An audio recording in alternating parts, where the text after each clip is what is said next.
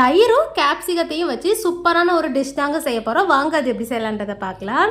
பவுலில் ஒரு கேப்சிகத்தை நீலவாக்கில் கட் பண்ணி ஆட் பண்ணிக்கோங்க. இது கூடவே ஒரு பல்லாரியை நீலவாக்கில் கட் பண்ணி அதையுமே ஆட் பண்ணிக்கலாம். 2 டேபிள் ஸ்பூன் நிலக்கடலையை 1-2 தட்டி போட்டுக்கலாம். தேவையான அளவுக்கு உப்பு ஆட் பண்ணிக்கலாம். ஒரே ஒரு பச்சை மிளகாவுமே இது கூட ஆட் பண்ணிக்கலாங்க. காரத்துக்கு ஏற்ற மாதிரி வத்தல் பொடி ஆட் பண்ணிக்கோங்க. கொஞ்சமாக மல்லித்தலையுமே ஆட் பண்ணிக்கலாம். 2 டேபிள் ஸ்பூன் எண்ணெய் சேர்த்து நல்லா மிக்ஸ் பண்ணியுமே விட்டுக்கலாங்க. ஒரு 5 நிமிஷம் இதை அப்படியே ஊற விட்டுக்கலாங்க. இதுக்கப்புறமா ஒரு கடாயில் கொஞ்சமாக எண்ணெய் ஊற்றிக்கலாம். எண்ணெய் நல்லா ஹீட் ஆனதுக்கு அப்புறமா 1 டீஸ்பூன் ஜீரகம் சேர்த்துக்கலாம். இது கூடவே 2 வரமிளகாவுமே சேர்த்துக்கலாம். 5 பல் பூண்டை குட்டி குட்டியாக சாப் பண்ணி அதையுமே இது கூட சேர்த்து நல்லா மிக்ஸ் பண்ணியுமே விட்டுக்கலாங்க.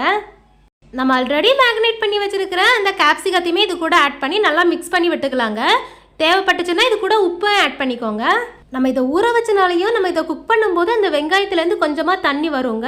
அது கொஞ்சம் நல்லா வட்டினதுக்கு அப்புறமா 1 டேபிள் ஸ்பூன் கடலை மாவு ஆட் பண்ணிக்கோங்க. அதையுமே நல்லா மிக்ஸ் பண்ணி விட்டுக்கலாம். இது கூடவே ஒரு 1/2 டீஸ்பூன் மஞ்சள் பொடியும் சேர்த்து நல்லா மிக்ஸ் பண்ணி விட்டுக்கலாங்க.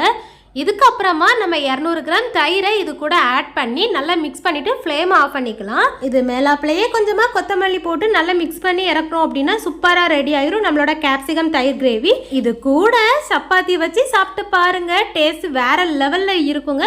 கண்டிப்பாக நீங்கள் உங்கள் வீட்டில் இதை ட்ரை பண்ணி பார்த்துட்டு எப்படி இருக்குது அப்படின்றத கமெண்ட்டில் சொல்லுங்கள். உங்களுக்கு தயிர் கேப்சிகம் பிடிக்கும் அப்படின்னா இந்த வீடியோக்கு ஒரு லைக் போட்டுக்கோங்க. மறக்காமல் நம்ம சேனலுக்கு சப்போர்ட் பண்ணி சப்ஸ்கிரைபும் பண்ணி வச்சுக்கோங்க. நாளைக்கு வேறொரு இன்ட்ரெஸ்டிங்கான வீடியோவில் சந்திக்கலாம். பாய்.